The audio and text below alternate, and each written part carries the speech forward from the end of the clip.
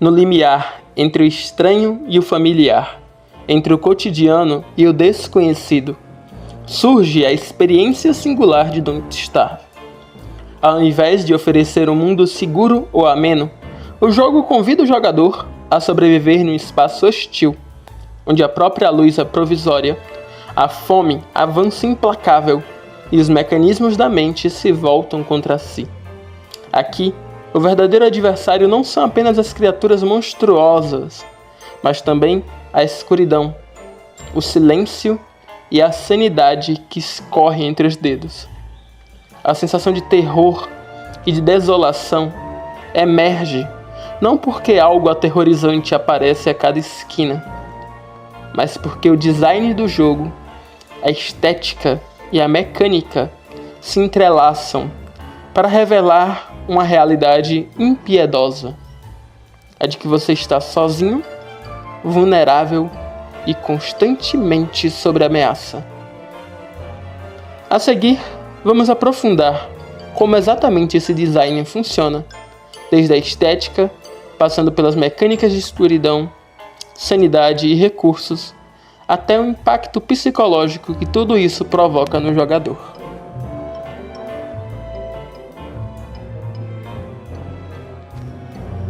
O design estético de Don't Starve rejeita o realismo liso e abraça o expressionismo. Traços riscados à mão, contornos exagerados, silhuetas que se alongam e se retorcem, paleta de cores dessaturada, sombras profundas e imersas em contraste. Essa estética de Don't Starve não é um mero enfeite, ela é um motor ativo do clima. O estilo visual do jogo remete fortemente ao universo de Tim Burton. Essa escolha cria uma sensação de um estranhamento familiar. O ambiente parece algo reconhecível. Árvores, coelhos, flores, diversos biomas. Porém, está sempre um pouco fora do eixo. É como se estivesse tudo pronto para mudar. Esse tipo de design provoca uma inquietação, mesmo antes que haja qualquer perigo explícito. O som e a ambientação sonora reforçam esse estado. A trilha, muitas vezes, lembram quartos sombrios em um velho filme de mansão vitoriana.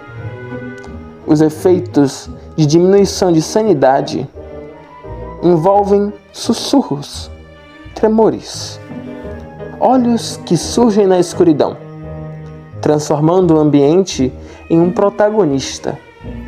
Não apenas o que você faz, mas o que o mundo faz diante de você. A alternância entre dia, tarde e noite torna-se um ritmo próprio de tensão. O cair do sol não só muda a luz, mas ativa fisicamente o perigo, introduzindo a escuridão como a inimiga ativa e eminente, espreitando sempre os descuidos e o despreparo.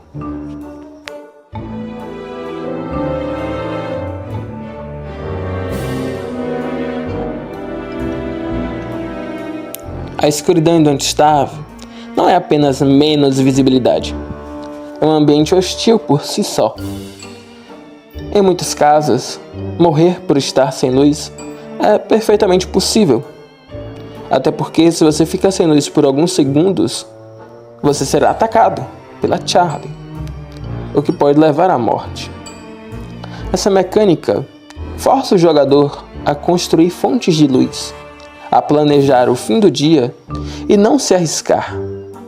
A corrida contra o cair da noite impõe urgência, de certo modo ansiedade e exposição. O mundo deixa de ser um mapa, muitas vezes, para se tornar um relógio. O tempo se transforma em um inimigo. Existe sempre uma urgência constante, para ter uma fonte de luz ao fim do dia. Esse tipo de desafio, em que o ambiente age como antagonista, reduz o jogador a uma certa ansiedade, pois ele se sente exposto, não apenas à frente de monstros, mas ao próprio mundo, a passagem do tempo, a escuridão que avança.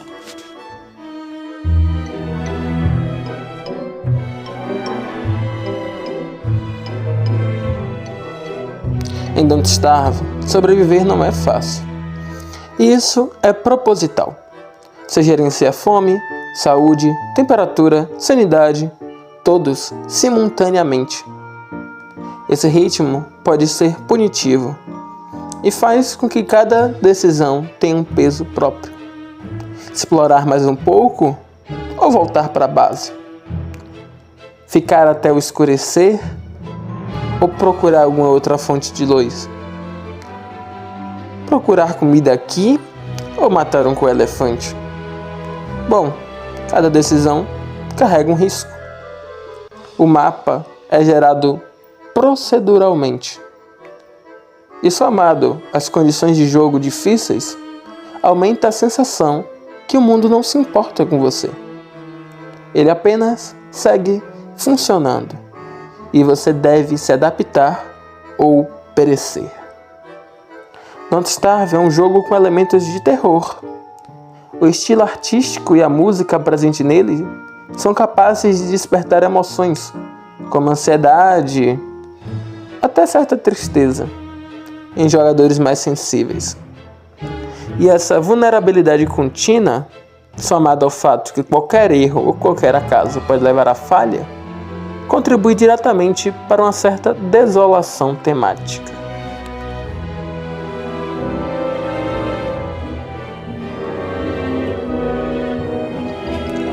Eu falei muito sobre como o jogo pode gerar medo e ansiedade. Mas o que mantém os jogadores jogando então? Don't Starve não cativa apenas porque é assustador. Ele fascina porque transforma o medo em propósito. O jogador entra em um mundo inóspito, solitário e hostil, mas rapidamente descobre que o terror é também o motor da curiosidade e da persistência. Cada descoberta nova, cada nova ferramenta, cada noite sobrevivida é uma pequena vitória contra o caos. E é isso que mantém jogando. O jogo combina elementos de horror existencial e um design de reforço comportamental, resultando em uma experiência psicológica única. O medo nunca vai desaparecer, mas a sensação de superá-lo, mesmo que momentaneamente, é recompensadora e mantém o ritmo e o ânimo do jogador. Desde os primeiros momentos, o jogo lança o jogador em um mundo sem tutoriais, sem objetivos claros, sem qualquer promessa de grandeza. Esse abandono inicial é o primeiro gesto psicológico de Don't Starve. Ele reproduz o choque da vulnerabilidade, a sensação primária de estar perdido em um ambiente novo. A ausência de orientação desperta a ansiedade, mas também a curiosidade.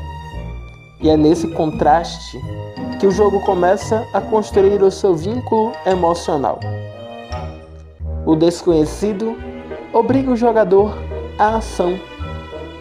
Diante da fome, do frio, da escuridão, o jogador tem que se mover, coletar gravetos, encontrar palha, fazer uma tocha, acender uma fogueira, encontrar uma refeição. Sobreviver à primeira noite, à primeira estação, é mais do que um feito mecânico. É uma vitória emocional, um momento que transforma o desespero em orgulho.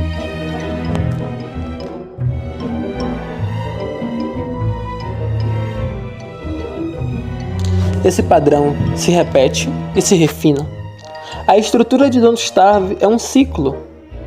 Primeiro há o medo. Ameaças surgem. Elas convocam a ação. Só a partir da ação há uma conquista. E a partir da conquista vem o alívio. O jogo vai apresentar ameaças: o frio, a fome, a escuridão. Inimigos, a perda de sanidade. E no instante que tudo parecer insuportável, aparecem pequenos triunfos, oportunidades de se vencer as ameaças, uma arma nova, uma base construída, um inverno vencido. Cada vitória pode até ser breve, mas é intensamente significativa.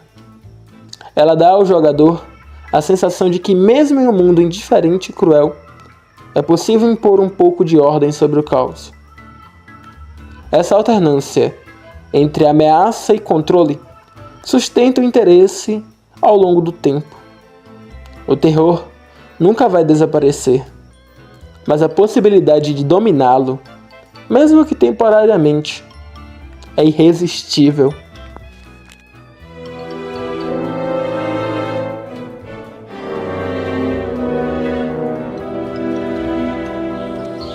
Paralelamente, o jogo explora com maestria os limites da percepção e da sanidade. Quando a mente do personagem começa a se deteriorar, o mundo inteiro se distorce. As cores mudam, o som ambiente muda, sombras ganham forma. É um colapso interno. O personagem não teme mais as criaturas externas, mas a própria mente. A realidade deixa de ser confiável. E essa instabilidade torna-se mais aterrorizante do que qualquer inimigo visível. A sanidade, nesse sentido, não é apenas um medidor de jogo, mas uma metáfora para o equilíbrio mental do próprio jogador diante da tensão contínua. Don't Starve brinca com o medo universal de perder o controle, de não poder confiar na própria percepção, de ver a realidade se dissolver aos poucos.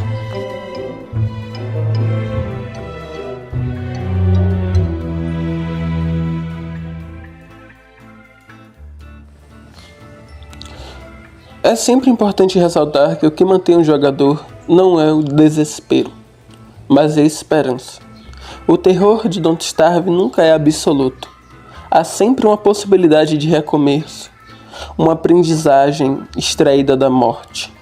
Cada fracasso em um jogo ensina algo novo, e o jogador é recompensado pelo esforço intelectual e emocional de tentar novamente.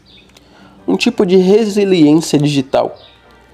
O jogador continua, não por achar que vencerá o mundo, mas por acreditar que pode entendê-lo um pouco mais a cada tentativa. Essa esperança tênue, sustentada por pequenas vitórias e pela curiosidade constante, é o verdadeiro motor do jogo. Em última análise, Don't Starve é um retrato interativo da condição humana. Viver é resistir à desordem, encontrar sentido no sofrimento, transformar o medo em motivação. O terror, a fome, a solidão e a insanidade são apenas metáforas de algo mais profundo. A luta por propósito em um universo aparentemente indiferente. O jogador volta ao jogo, não porque quer sofrer novamente, mas porque quer reencontrar o pequeno alívio que existe em sobreviver por mais um dia. É essa combinação de dor e significado, de desespero e conquista, que torna Don't Starve não apenas um jogo de sobrevivência, mas uma experiência existencial sobre o que significa continuar, mesmo quando tudo parece perdido.